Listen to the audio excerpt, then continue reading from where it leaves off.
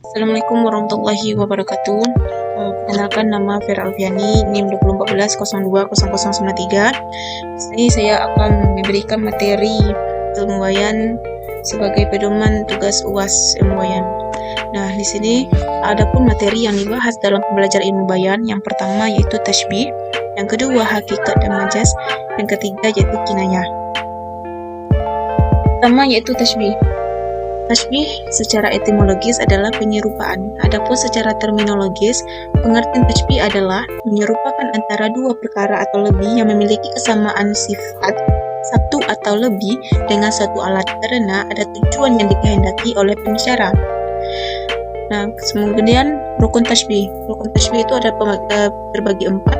Yang pertama musyabah, musyababih, adat, dan wajhu musyabbih.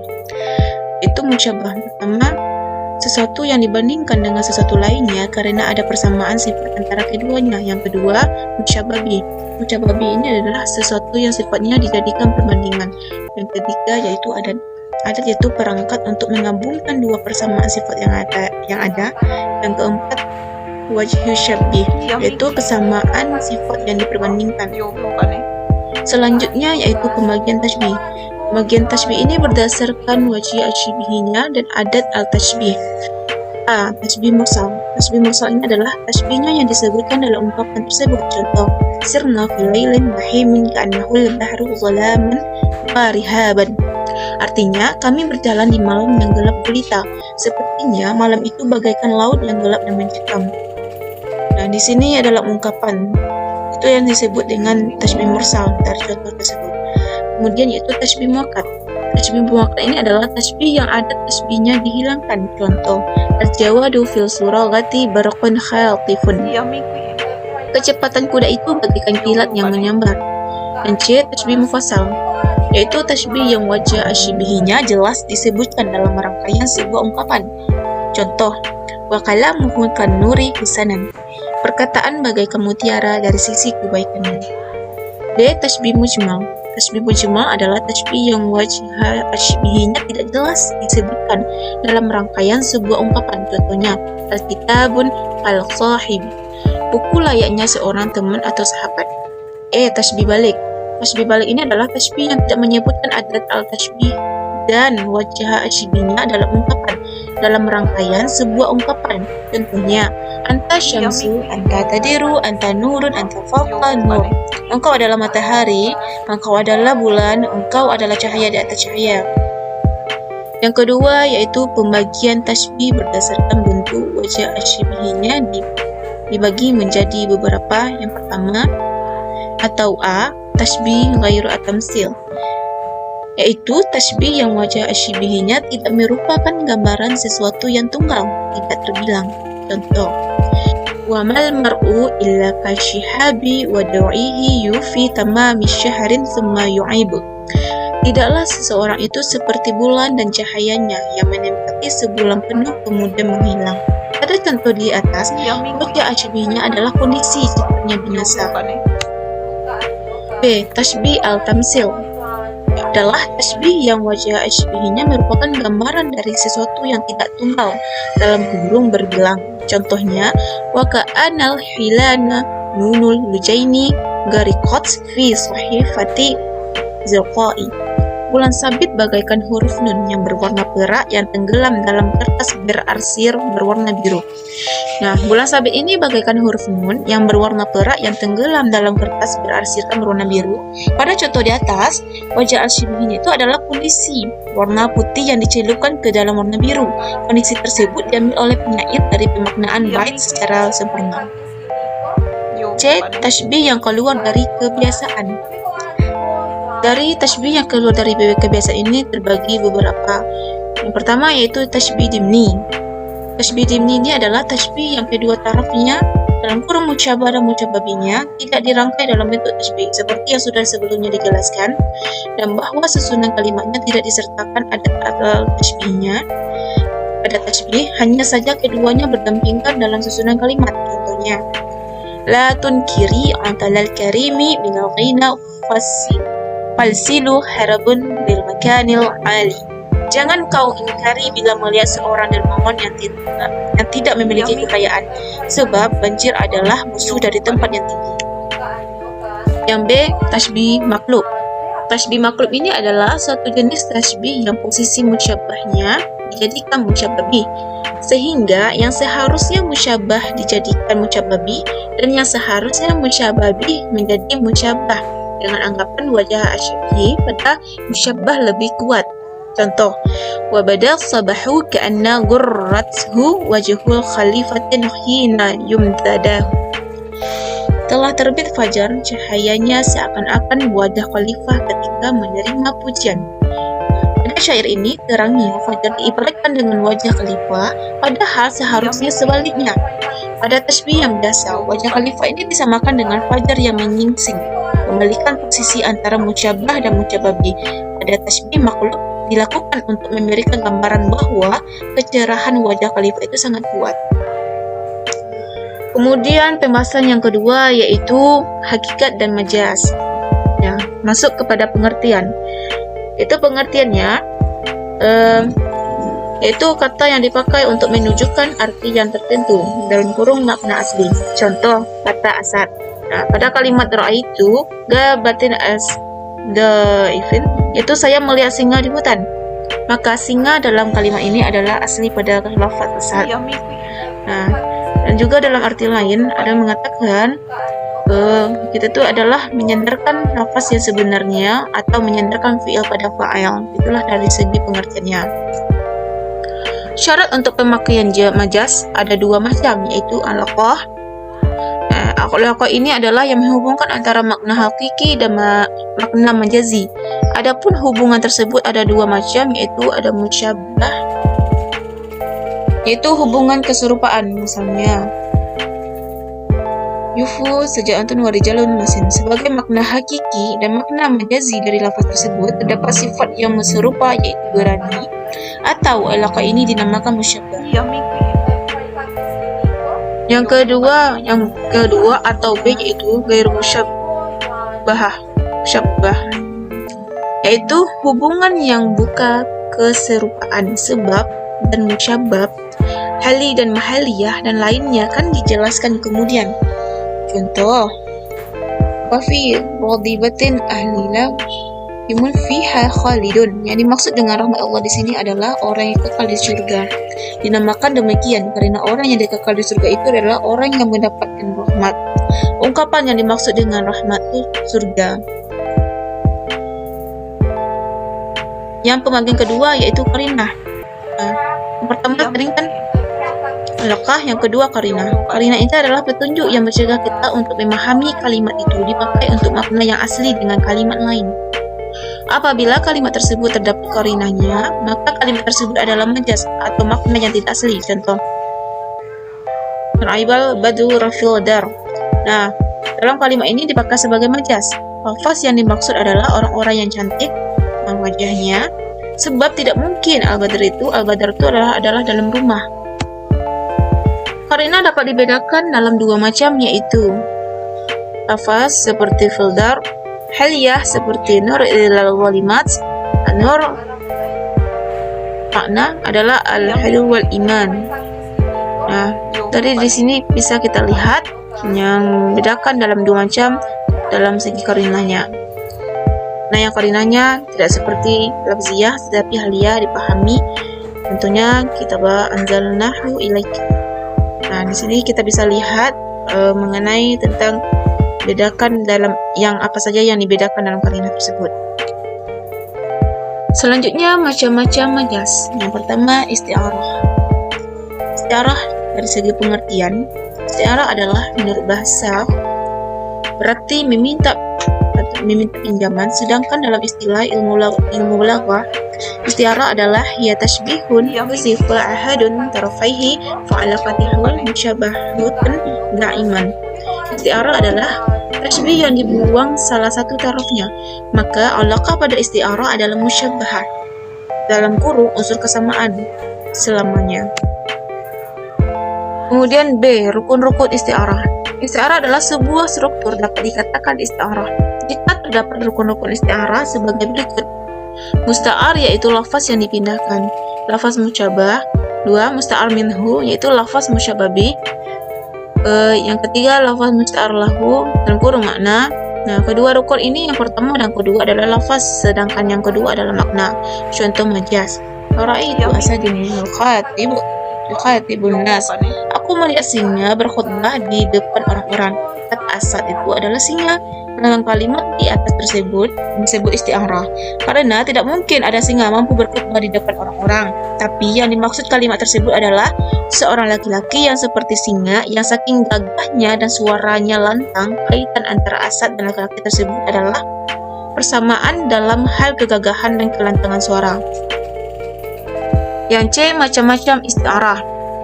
Pertama yaitu tasrihiyah, yaitu yang menggunakan lafaz musyabbah bih. Contoh, sudah saya paparkan contohnya. Langsung saja kepada artinya. Wanita cantik itu mengucurkan mutiara dan kurung air mata yang bening dari narcis, dari bola mata yang indah, dan menyirami bunga mawar pipi yang kemerah-merahan. Ia menggigit buah-buah anggur dalam kurung jari jemari yang indah dengan embun dalam kurung gigi yang bersih. Yang kedua, makniyah. Makniyah itu adalah iza matiyatil insabat izofarliha alfaiti kulun namimati la tanfi'as. Dan apabila kematian singa sudah menanjakkan kuku-kukunya, maka kau akan menemukan setiap jambi tidak bermanfaat lagi. Nah, di sini langsung saja ya kepada contohnya dari segi maknanya.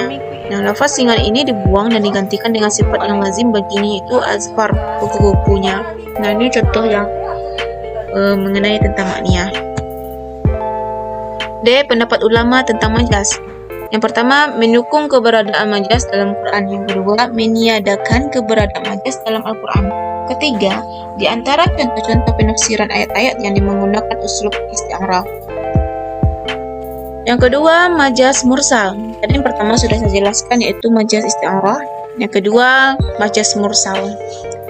Majaz mursal yaitu kata yang dipakai bukan pada makna yang sebenarnya, karena alaqahnya itu tidak saling menyerupai serta adanya qarinah yang mencegah dari makna asli. Alaqah yang dimaksud pada majaz mursal ini dinamakan menurut lafaz yang dipakai menurut majaz. Lafaz yang menunjukkan sebab, sedangkan yang dimaksud musabab, maka alaqahnya disebut sababiyah. Alaqah majaz mursal itu ada terbagi. Yang pertama, sababiyah, yaitu yang disebutkan sebab, sedang yang dimaksud penyebab. Contohnya yaitu bisa dilihat langsung saja kepada artinya. Sabik itu memakan rumput yang ditumbuhkan hujan. Yang menjadi majaz adalah al-ais itu karena bukan makna hakiki yaitu hujan, tetapi makna majazi yaitu rumput yang tumbuh sebab turunnya hujan. Qarinahnya. B. Sababiyah, yaitu yang disebut musababnya dimaksud sebab. Sababiyah itu contohnya, langit itu menghujankan tumbuh-tumbuhan, yaitu menghujankan air hujan yang menyebabkan tumbuh-tumbuhan hidup. Itu yang maksud qarinahnya, yang menghujankan air hujan yang menyebabkan tumbuh-tumbuhan hidup. C. Mahaliyah, yaitu dengan menyebutkan tempat yang sedang sementara. Yang dimaksud adalah keadaan orang yang berada di tempat itu. Contoh, faliyad'una dia. Nah, hendaklah engkau mengajak tempat perkumpulan. Yang dimaksud adalah orang yang ada di tempat perkumpulan itu, karena tempat berkumpul tidak mungkin bisa diajak. E. Kaliyah, al-kaliyah, yaitu lafaz yang menunjukkan keseluruhan, sedangkan yang dimaksud adalah sebagiannya saja. Contoh firman Allah, "Fiha khalidun." Mereka menyebut telinga mereka, yang maksud adalah ujung jari. Alaqahnya falyadu'una dia. Itu termasuk ujung jari itu alaqahnya, dan contoh lainnya itu falyadu'una dia. Dan contoh lainnya lagi, saya sudah pernah minum air zam-zam. Majaz dalam kalimat ini adalah air zam-zam, karena tidak mungkin air zam-zam itu dapat diminum secara keseluruhan, tetapi hanya sebagiannya saja. Selanjutnya kita masuk pembagian yang ketiga, yaitu majaz akli. Majaz akli ini adalah satu yang menyandarkan fi'il atau yang menunjukkan makna fi'il yang bukan haknya untuk disandari, karena adanya alaqah atau isnad hakiki dan isnad majazi. Contohnya, raditu aisyatih. Fi'il seharusnya disandarkan kepada fi'il haqiqi. Pada contoh ini disandarkan kepada Aisyah. Itu sebagai maf'ul adalah majazi karena adanya alakannya. Begitu juga apabila fi'il ini lil maf'ul disandarkan kepada fa'il, maka dinamakan isnad majazi pada lafaz yang menunjukkan makna fi'il atau lafaz yang mengandung makna fi'il seperti isim fa'il dan isim maf'ul. Alaqah majaz akli ada 6, yaitu zamaniyah, al-makaniyah, al-sababiyah, dan masdariyah. Yang kelima isnadi mabniyal fa'il ila maf'ulah. Yang keenam isnadil mabniyal lil maf'ul ila fa'il. Yang ketiga, pembahasan yang ketiga yaitu kinayah. Kinayah adalah lafaz yang disampaikan dan yang dimaksud adalah kelaziman maknanya. Di samping boleh juga yang dimaksud makna yang sebenarnya. Dari pengertian tersebut dapat difahami bahwa kinayah adalah suatu ungkapan yang biasa dipakai oleh satu kaum. Dalam hal ini orang Arab sebagai penutur asli bahasa Arab. Dan yang dimaksud adalah bukan makna aslinya walaupun bisa diartikan dengan makna yang sebenarnya. B. Macam-macam kinayah. Kinayah itu ada pertama kinayah anil sifat. Nah, kinayah anil sifat ini adalah kinayah yang berupa sifat yang menetap pada mausuf yang disebutkan zatnya dalam kurung makna hakiki, tetapi yang dimaksudkan adalah sifat dari zat tersebut. Selanjutnya, kinayah itu sifat itu ada terbagi dua, yaitu kinayah qaribah. Kinayah qaribah ini adalah kinayah yang perpindahan makna muqanna anhunya pada muqanna bihnya tanpa melalui perantara. Contoh, fulanun thawbuhu tawil. Artinya fulan panjang bajunya, tanpa penjelasan panjang lebar bahwa sekilas dapat dipahami bahwa yang dimaksud adalah seseorang yang berbadan tinggi. B. Kinayah ba'idah. Kinayah ba'idah ini adalah kinayah yang perpindahan maknanya melalui perantara.